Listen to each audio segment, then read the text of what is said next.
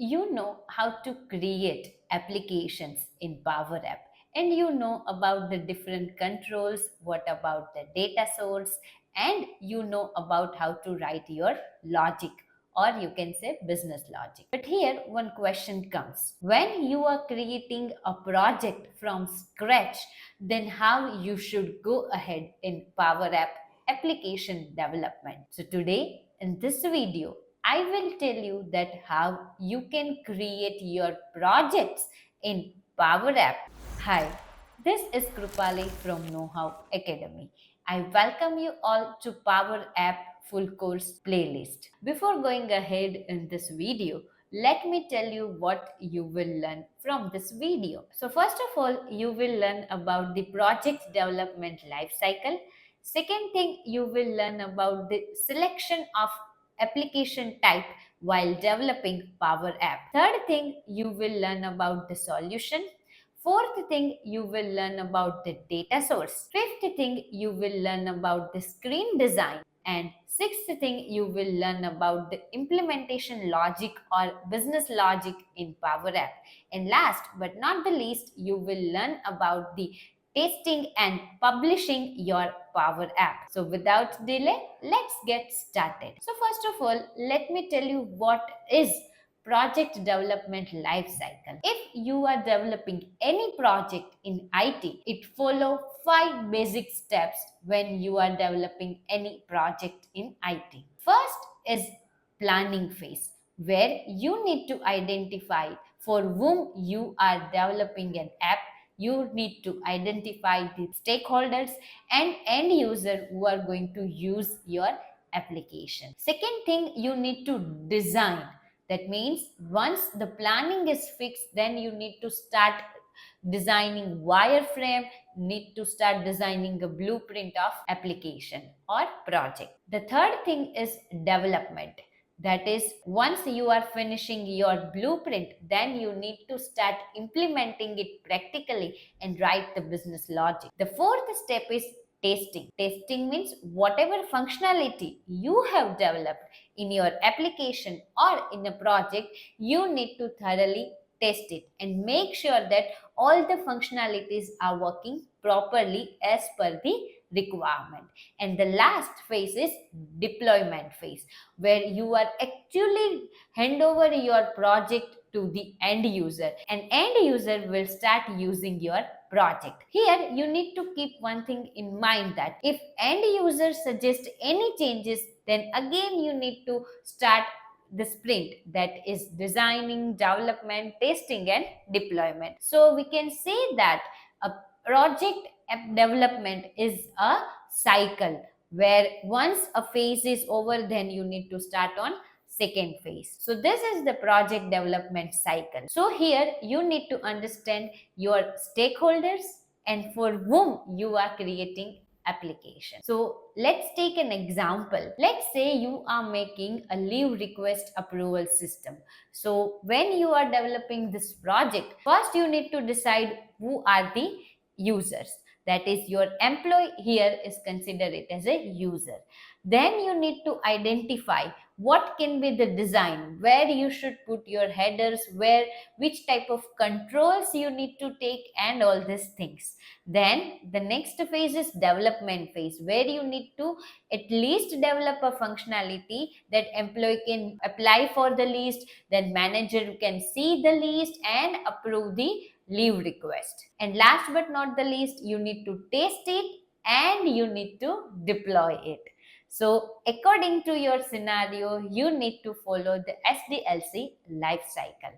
That is software development life cycle. So I hope you understand project development life cycle. Now let me tell you the second thing. Which type of application you need to select while making Power App. In Power App, two types of application you can make for the given scenario, that is leave request management system. So you need to identify whether you want to design application from the scratch or you want to use the ready-made design. So if you want to design a pixel perfect application, then you need to select the Canvas app. And if you don't want to focus more on designing, only focus on business process, then you need to select the model driven app.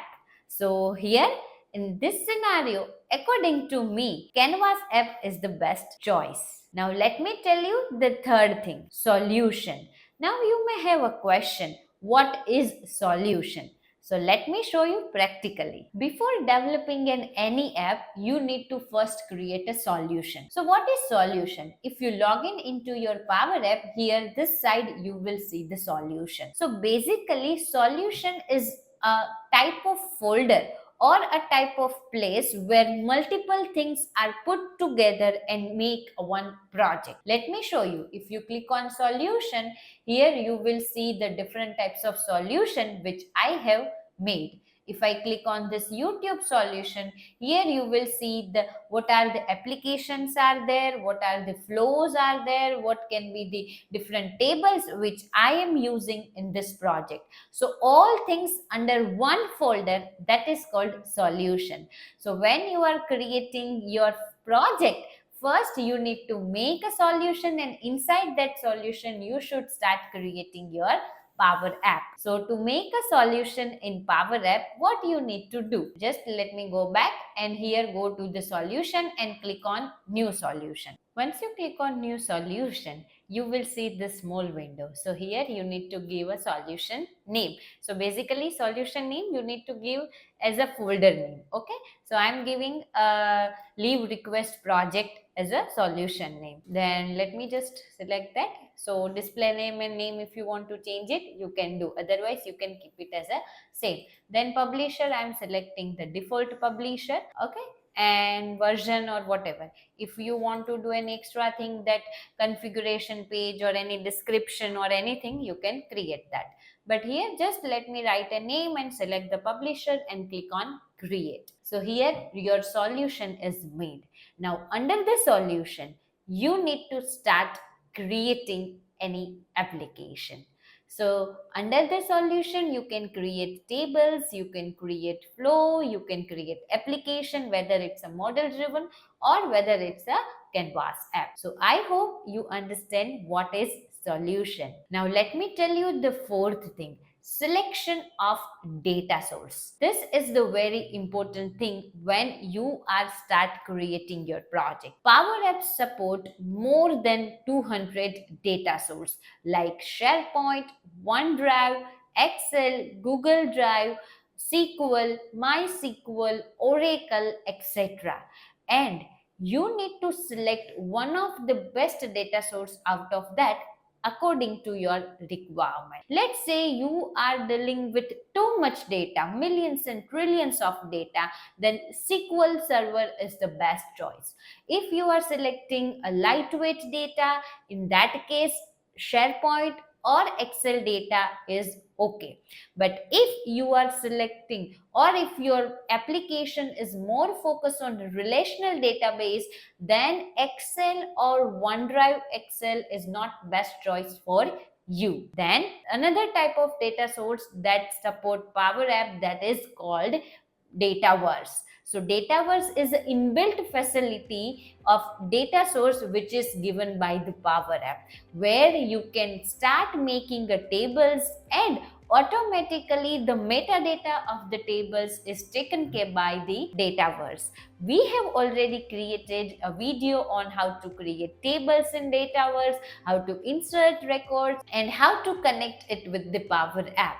So you can check it out, that link, and see this video. For our scenario, let's say I want to create an application which can handle the employee leave request. So for that, what I will do, I can manage data in SharePoint site or whatever data source I feel best for that. So I have already created one SharePoint list database where one table, or you can say list, is there. The name is a demo employee list. Here I am managing the first name, last name, age, gender of the employee, and the email ID of the employee. Now I want to create an application, leave request application for the employee who is in my department. So for that, what you need to do?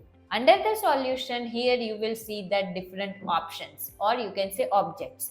So first you need to start creating an application. Here I will create an application which is best fit for pixel perfect design, that is Canvas app. So you need to go to the app and select the Canvas app, and then you need to give the name, leave request, and select the format and click on create. Once you start creating your application, the Power App Studio will give one canvas screen and the screen which is responsible for designing screen using different controls. So here you can take the blank screen and find out that how you can place your different controls on the Power App screen. So here the first thing is that you need to select the data source.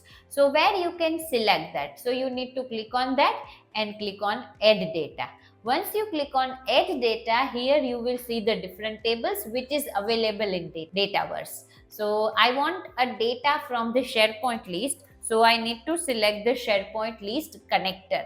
So connector basically will establish a relationship between your data source and Power App. So we can say that connector is a mediator. So here select the SharePoint connector and using which account you need to log in. Then here once you select that, here they will display the different sites under which you made your list. So I made a list under the Know How personal site and the list name is Demo Employee. Then click on connect. Once you click on connect, here you will see that your table is connected with the Power App. So this way you can select the data source using a connector, and also you need to keep it in mind that which data source is delegable and which data source is not delegable.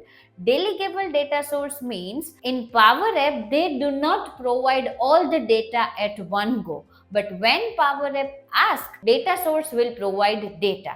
So that type of functionality, if it is supported, then this is called delegable data source. And if the data source does not support the on-demand data to the Power App, that type of data source is called non-delegable data source. That means once you are connected and once the data is loaded, then again Power App cannot ask for the rest of the records. So here you can go to the Microsoft official website to see which are the data source are delegable and which data source are not delegable. Here the SharePoint site, or you can say SharePoint list, is not delegable data source, but Dataverse, SQL Server, these are called a delegable data source. So according to your need, you need to select the data source. So I hope you understand how to select your data source. Now let me tell you the fifth thing, screen design. Now what is the meaning of screen design? So let's say here when you create an app, here you will see the screen design. Now this is the blank canvas app where you can add controls or where you can add buttons or different control inside that. Let's say here I am adding one text box label, and here you can see that.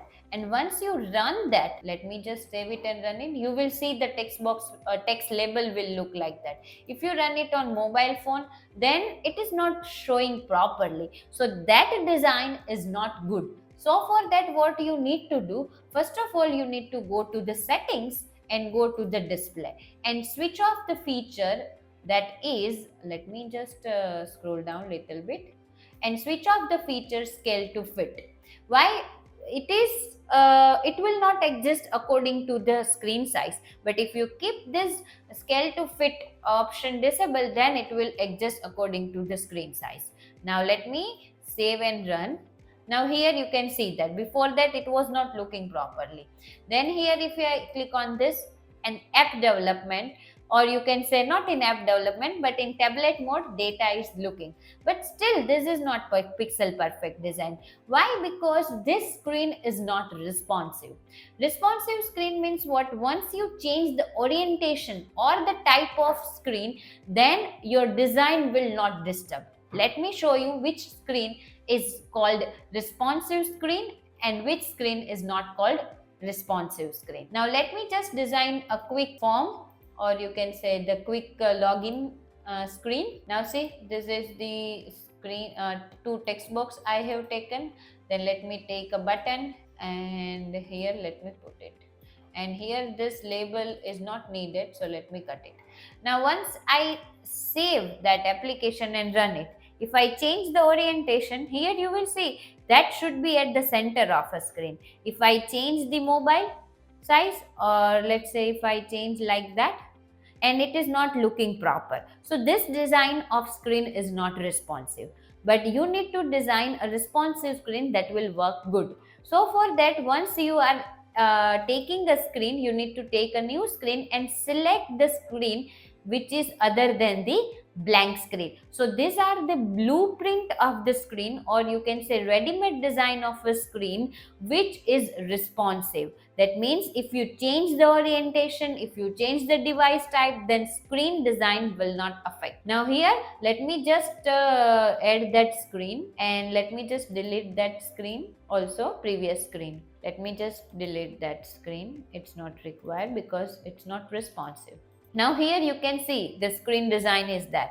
Now still I did not set any data source, but let me just run and show you. Now see, according to that, screen design will change. If I change the orientation, you can see the data, or you can see the header, and any control is not cutted. Then if I change the screen like this, see, the screen design is adjust according to that, and the size of the button or size of the control is adjust according to that. Now here, this way you need to select a responsive screen design.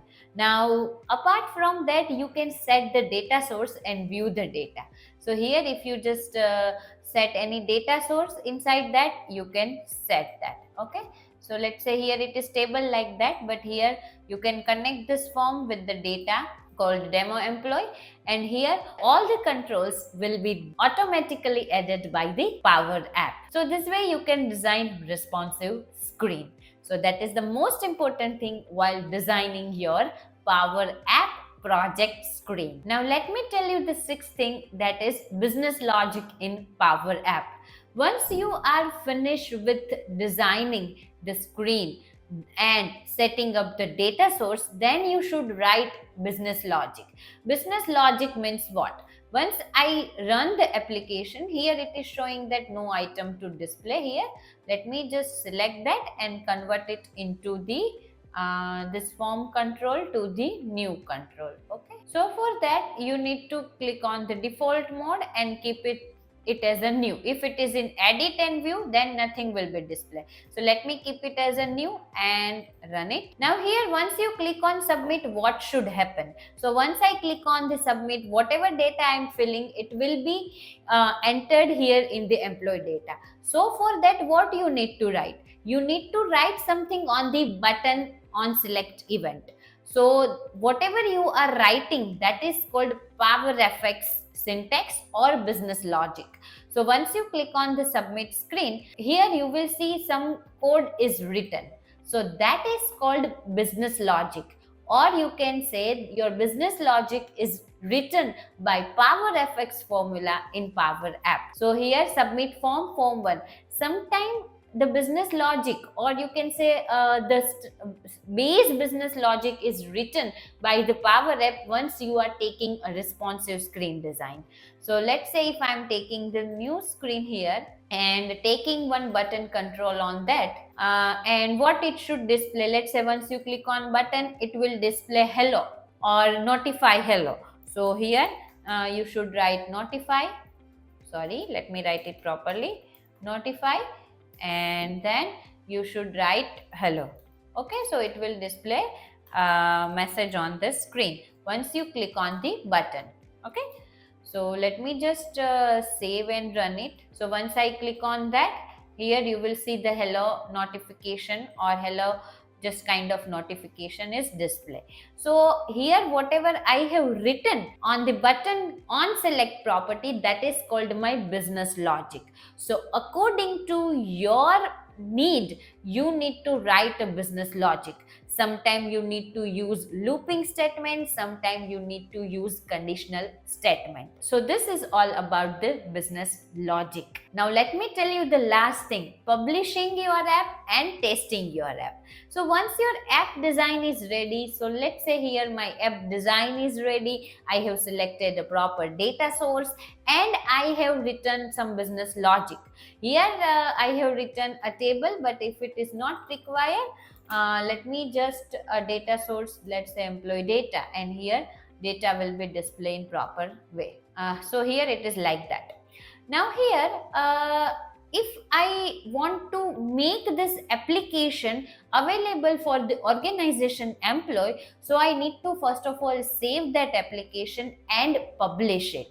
So how you can publish that? So here you need to click here on publish and click on publish this version. Once the application is published, then end user can start using that application. So for that, what you need to do, here you just need to copy that application name, or you just need to remember that application name, and then go to your Teams. Then you need to click on apps, and here's search for the application by the name leave request. Once you click on that, here you will see the leave request application, but here maybe I have made a spelling mistake in that, so let me just write it properly, or it is not giving the application here which I made. Now here you can see that leave request application and leave request, two applications are there, but here let me tell you which application name exactly. So it is leave request application. So here you can see that leave request application and click on add. Once you click on add, then here you need to click on add button. So application will be added in your Teams. And once you open that application, the first page or your first screen of application will be seen here. So here you need to click allow. Why? Because it is using the data source. So here you can see the application I am using, which I made using Power App. So this is the easiest way to creating any projects in Power App. Before ending this video, let me tell you what you have learned from this video. First of all, you have learned the app development life cycle. Second thing, you learn about how you can select the type of Power App application based on your requirement. Third thing, you learn about the solution in Power App. Fourth thing, you learn about the selection of data source in Power App. Fifth thing, you learn about the screen design. Then sixth thing, you learn about the business logic, or how to write business logic in Power App. And last but not the least, you have learned that how you can publish your application, or how you can deploy and testing your application. Thank you for choosing Know How Academy as a source of your IT knowledge. We are always here to help you to navigate to the tech world. If you have any question, do not feel hesitate to reach out us. Stay curious, keep learning.